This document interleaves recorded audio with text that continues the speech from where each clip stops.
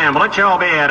He'll get $500, John David, you'll get $500. Coal companies are putting big money into political races in Tennessee. Yeah, it comes as the state legislature debates bills affecting Tennessee's water and mountains. Investigative reporter Ben Hall poured over campaign finance reports and reveals one candidate for governor gets far more than anyone else. And I'm not a tree hugger. Former Republican Senator Raymond Finney is not what you'd call an environmentalist. I don't believe in global warming, man-made, and all these other things. But 3 years ago, Finney sponsored a bill designed to stop mountaintop coal mining. A coal company had just bought the mineral rights to a state wildlife area and threatened to mine coal by blowing the tops off mountains. There's some things that are worth fighting for, and this just happens to be one of them. But Finney lost that battle. Mountaintop mining is still legal in Tennessee. I guess that was my naivete that I didn't think this through. But Finney says he was naive about the power of the coal industry. How did you get this bill? Who brought you this bill? I got this bill from people in the coal industry. In fact, coal companies have pushed a series of water quality bills in the legislature. Environmentalists claim will open the door for more mining. Tennessee's coal industry is relatively small. Coal mines employ fewer than 400 people. But we went through campaign finance reports and found their influence is big. Let's your bid.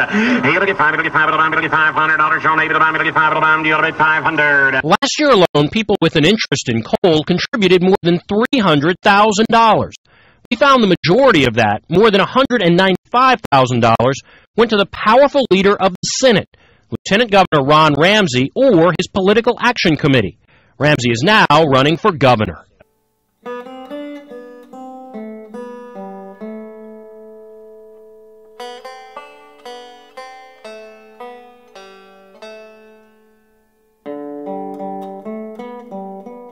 Are you the coal industry candidate? No, I'm the pro-business candidate. I'm the pro-jobs candidate, and that's exactly what I am. Ramsey says there is enough regulation on mining right now. It's one of the toughest industries in the world to get permitted, period. And we need to leave it at that. Coal companies appear to like his message. Employees and spouses from Virginia-based Alpha Natural Resources contributed more than $18,000 to Ramsey's campaign. United Coal, its owners and employees, gave more than $40,000. So do people that think like I do give me contributions? Absolutely. That's the way it works. A prominent member of Ramsey's finance team also has close ties to the coal industry. James Powell's construction company builds, among other things, coal preparation plants. Powell's employees and their relatives have contributed more than $80,000. So he's supporting me because he believes in me as a person, believes in me as a businessman, and believes that I say want to grow jobs in the state of Tennessee. That's the reason. But would he also profit if coal mining increased in Tennessee? Well, I hope so. I hope that's what it's for. Profit is a good word, in my opinion, Ben. No other candidate for governor benefited as much as Ramsey. We found he received more than 3 times the amount of all the other candidates combined. Which brings us back to Senator Finney. Was there pressure on you to withdraw this bill? Yes. He claims Ramsey pressured him to drop his fight to end mountaintop mining. First, through Republican caucus leader Diane Black. She said, Ron doesn't want you to run that. I was surprised at that. And she said, well, Ron can do you a lot of good. And if by chance an honest man like yourself should make enemies, then he would become my enemies. And then they would fear you.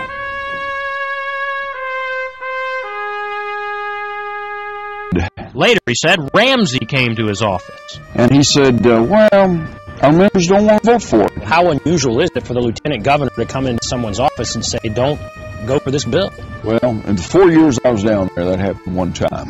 The instance I'm talking about here. This coal bill. The coal bill. Would it be inappropriate for you as lieutenant governor to go into someone's office, another senator, and say, withdraw this bill? That'd probably be inappropriate. I've never done that. He claims you did do that. Well, he's wrong. I went to him and I said, look, Raymond, you don't have the votes on the committee to do this. There's no need to try to run this bill because you don't have the votes to do it. Madam Clerk, what's the vote?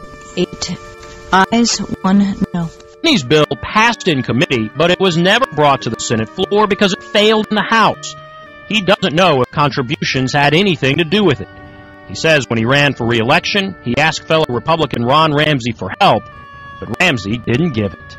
I did what I thought was necessary, what I thought was honorable, and I'm proud of what I did, and I was defeated, barely. Senator Diane Black says she does not remember the details of her conversation, but that she's never asked a senator to withdraw a bill. And Vicky's former Senator Finney now volunteers at his church and stays out of politics. He also profit if coal mining increased in Tennessee. Well, I hope so. I hope that's what it's for. Profit is a good word, in my opinion, Ben.